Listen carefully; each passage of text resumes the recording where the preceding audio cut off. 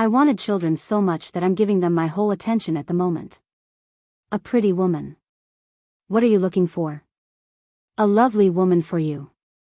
2 weeks after dazzling at the Venice Film Festival, Sophia Loren needed emergency surgery. Her restroom fall was more than a simple slip, it was a horrific mishap that resulted in multiple fractures. Her representative appeared overly cautious when they stated that she would require time to recover. Since then, a lot of false death rumors have been circulated online while she remained hidden. If you watch the film closely, you'll notice how strongly she grips her walking stick. In some ways, the lady who once claimed that aging was nothing has changed. Sophia Costanza Brigida Villani Scicolone was born in Rome on September 20, 1934. Shame hung over her from birth. She was born outside of a typical hospital. It was intended for unmarried ladies. That was enough to make her birth a scandal in Catholic Italy in the 1930s. Her lovely mother, Romilda, was frequently likened to Greta Garbo and aspired to be an actress. However, she was unable to conceal the fact that her daughter was born outside of marriage, regardless of her appearance or abilities. For a long time, Sophia held that title. Even the hospital had its own name. Those who had suffered injustice sent their deceased women there to give birth covertly. Whispers and criticism filled Sophia's life from the minute she breathed. The mastermind behind it all, Riccardo Scicolone Murillo, didn't simply walk away. He had left. Even though he had been employed by the National Railway for some time, his marital status was the primary factor that led him to begin dating Romilda. After she became pregnant, he refused to marry her or even remain with her. He didn't return for the baby and Romilda. Sophia saw her father just 3 times. 3 times, in 1976, when he was dying, at the age of 17, and at the age of 5. The most recent meeting was brief.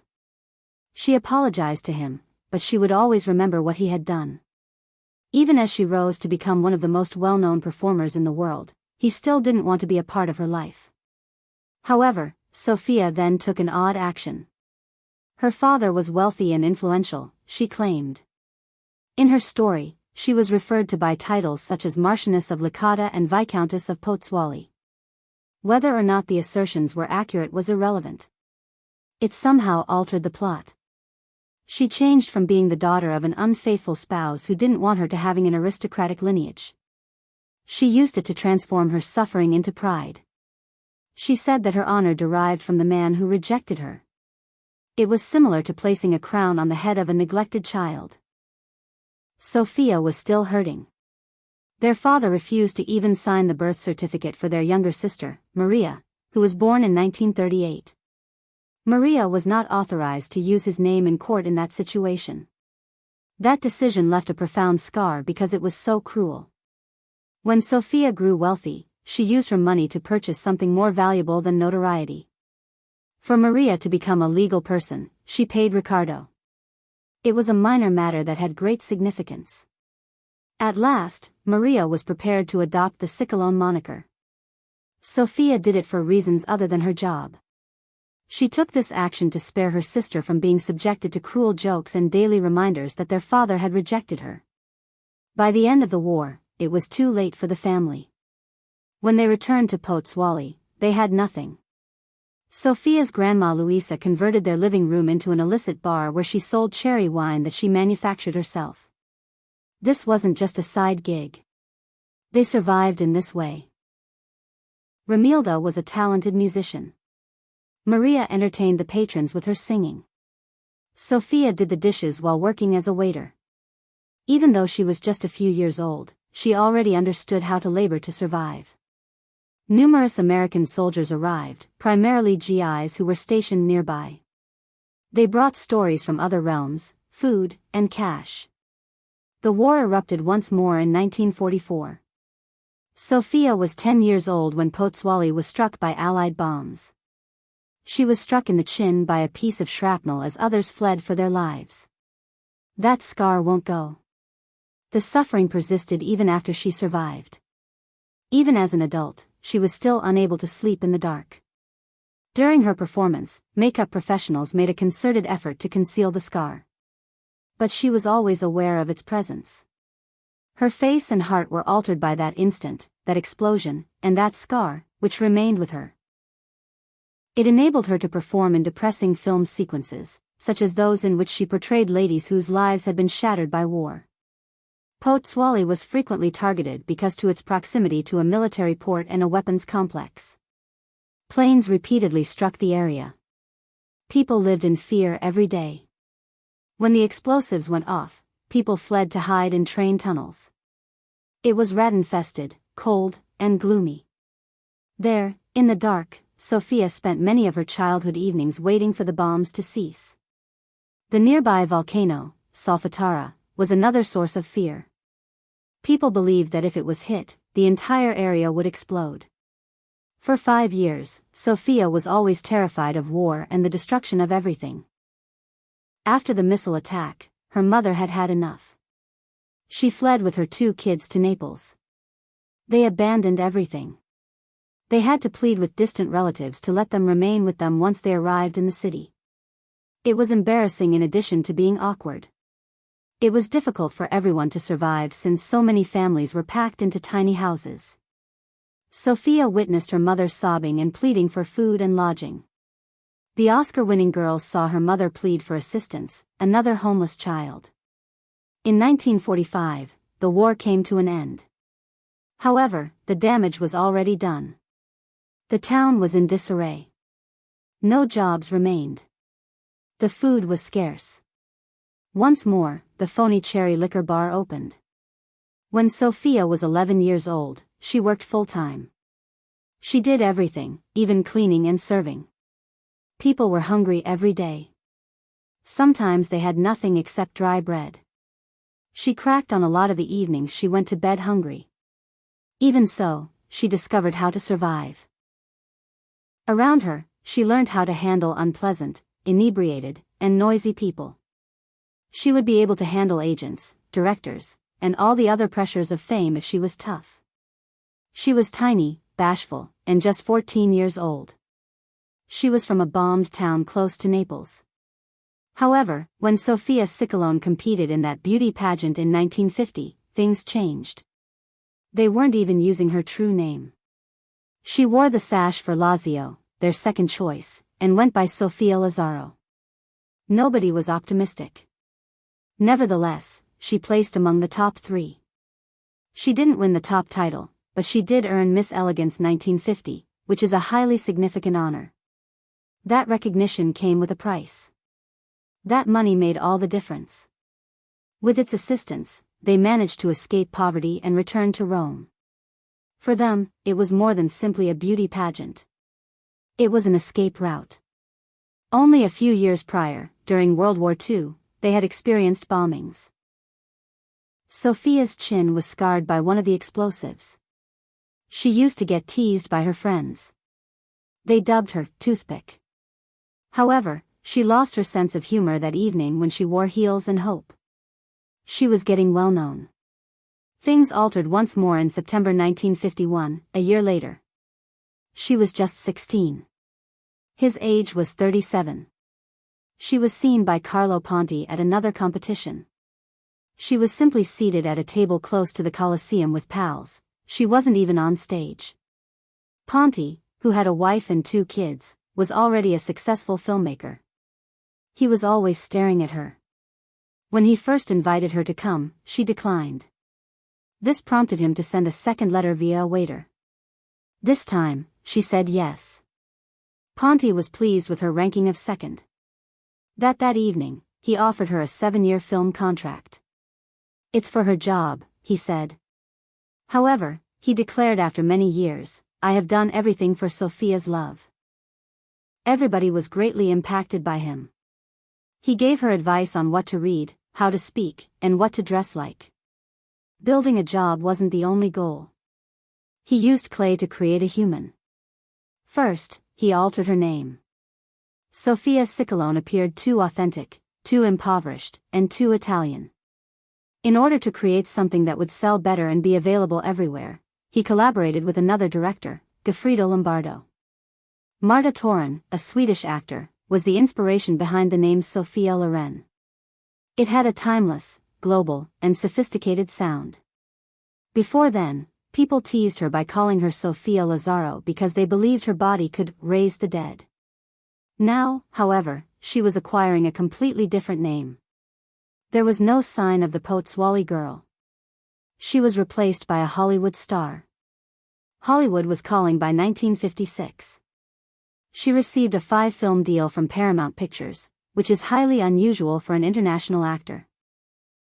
This was her big break, despite the fact that she had worked in Italian films for 6 years. Following the agreement, she starred in films such as Houseboat in 1958 and The Pride and the Passion with Cary Grant. The cost of making one of such films was $3.7 million, a substantial sum in those days. America fell in love with her right away. She was more than her attractive appearance. She was present and capable. Everyone witnessed her growing up on screen. In the background, Ponti was developing his personality. Marilyn Monroe wasn't actually Loren. She wasn't weak or blonde. She was bold, had dark hair, and had no qualms about having sex. It was difficult because of her height in Boy on a Dolphin. To appear larger, Alan Ladd had to stand in holes. But it didn't matter. She was adored by everyone. Her films were profitable. She was the most paid actor in Europe by the end of the 1950s, earning $1 million annually. Ponti was willing to breach the law in order to wed her. In 1957, he secretly divorced his wife in Mexico and arranged for Loren to marry him. They never even arrived. 2 attorneys stood in their stead. They were married, according to a newspaper. Ponti believed that the divorce would be allowed in Mexico. He was mistaken. Italy wasn't on board. An Italian court declared them to be unmarried in 1965. Years of arguments and thousands of dollars in legal bills resulted from the courtroom catastrophe. By 1962, things had gotten worse. Italy claimed that both of them had committed bigamy. They might have been imprisoned for up to 5 years if proven guilty. Luisa Brambilla, a Milanese housewife, made the accusations. She believed that celebrities ought to answer for their actions. Suddenly, Loren and Ponti were fugitives in their own nation. They were forced to relocate abroad. But I remember crying for a long time. Loren remarked after the occurrence, "We should have been on a honeymoon." The only thing that brought them peace was when France's prime minister approved their citizenship in 1966. Despite the pain, Loren persisted. Her performance in Two Women in 1960 caused old wounds to bleed once more. She had already experienced that terrible thing, famine, bombs, and cave sheltering. To prepare for her role as Caesira, a mother attempting to protect her daughter during the conflict, she traveled back in time quite a bit. The evenings were frightful.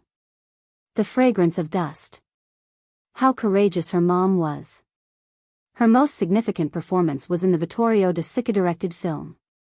Then history took place. On April 9, 1962, she won Best Actress. For the first time, the prize went to a person in a photograph that wasn't in English. Her age was 27. She was superior to Natalie Wood and Audrey Hepburn. She didn't even attend the function. She was too afraid to leave the house. Cary Grant called to inform her of the situation. A wall that had existed since 1929 was demolished by her. In Italy, she was more than just a celebrity. She was the star of the show. Loren's 7 David D. Donatello prizes for Best Actress are unmatched by anybody else. Her most recent victory was in 2020, over 60 years ago. In 1961, she had her first. At the age of 86, the author achieved their most recent victory for The Life Ahead. It had been run by her son. We viewed her as a survivor of the Holocaust. "I cannot live without movies," she declared that evening, and the audience in the theater took her statement seriously. She produced some of her best work when she collaborated with Vittorio De Sica. When she was just 20 years old, he cast her in The Gold of Naples because he immediately liked her. People will recall her brief role as a pizza vendor who loses her ring. They collaborated on the projects Yesterday, Today, and tomorrow unmarried Italian style, and De Sica helped her understand her feelings, particularly in Two Women. Under his leadership, the truth emerged in her films, which ushered in the heyday of Italian cinema. And Marcello Mastroianni came next. They got along so well that it illuminated the screen. They collaborated on their debut film in 1954. Over the years, they collaborated on over 10 films. Whenever I was offered a movie with Marcello, I didn't even read the script, Loren once stated. Yes, I replied. He was not taught his lines. It did work, though, since he would arrive and ask, "What do I say now?" Electricity was available to them. Their final outstanding film together, A Special Day, revealed a different side of them, one of genuine bonding rather than romance. She was a weary mom. He was gay and lived next door to her. And I'll always remember them. At the age of 53, Cary Grant fell profoundly in love with Sophia Loren. She was only 23. It happened on the set of The Pride and the Passion in 1957. The fact that Grant was already wed to his third wife didn't seem to matter. Loren appealed to him because she was young, attractive, and sophisticated. While filming in Spain, they started dating covertly. It was obvious to everyone that Grant was in love. As the sun sank over the hills after they had finished filming for the evening, Grant appeared more solemn than usual.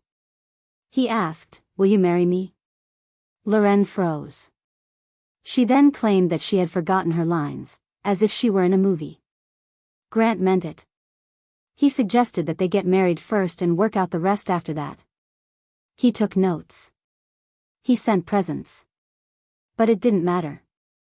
Loren selected Carlo Ponti.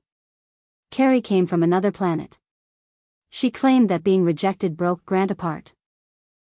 She rejected him despite his assurances that he would stop at nothing to help her. Despite the world's admiration for Sophia Loren's beauty, she was gradually losing her inner peace. By the time she was 29, her desire to have a child had become her obsession.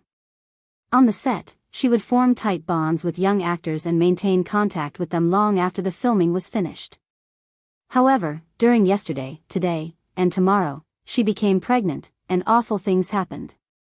After filming a vehicle scene in Milan, she collapsed in agony and lost the baby.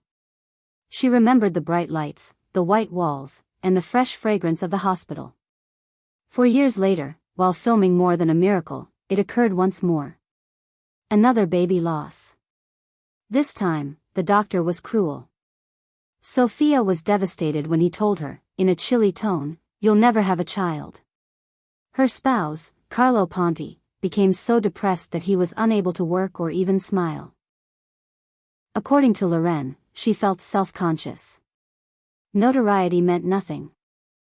When she saw new mothers at the hospital, she felt bad for them. With the exception of one item, she had everything she desired. He wasn't simply her husband, though, and she chose him over Cary Grant. He walked her, taught her, directed her, and produced her art. Carlo Ponti was 22 years older than her. When they first met, she was just 15.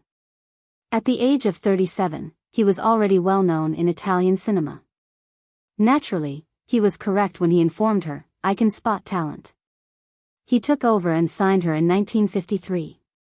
He picked out her attire. He identified her lines. He taught her how to talk, how to act, and even what books to read. "Without him, I was never a complete woman," she subsequently pronounced. To her, he was everything. Over 56 years, they collaborated on 37 films. As he led her, she grew stronger. Even as she rose to fame, his influence remained constant. When Dad passed away in 2007 at the age of 94, that hold eventually shattered, but it had been there for a while. It was more than just power. There was more to it than that. Many had speculated what Loren eventually acknowledged. For her, Ponzi was like a father, not just a spouse. Her own father had abandoned her. When he arrived and went, he would not give a damn about her or her sister. She had no biological father. When she met Ponti, she felt secure. Her words, "I needed to be safe," she was unable to choose Cary Grant because he calmed me down.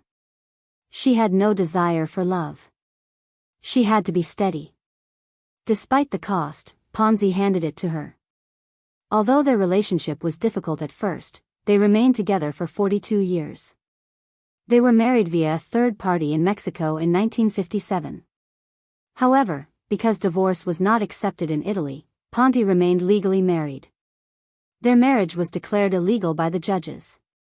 The Catholic Church said they might be expelled from the church. This is why they fled Italy. They acquired French nationals and renounced their American citizenship.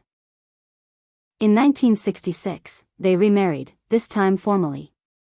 Carlo Jr. was born in 1968, and Eduardo was born in 1973. Despite scandals, litigation, and threats, they remained married.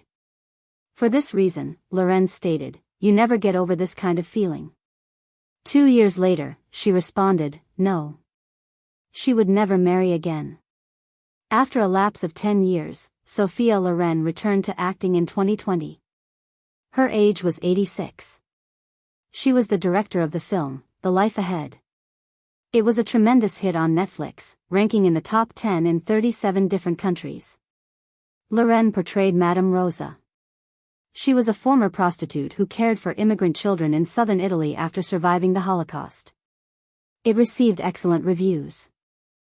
The film received a 92% rating on Rotten Tomatoes.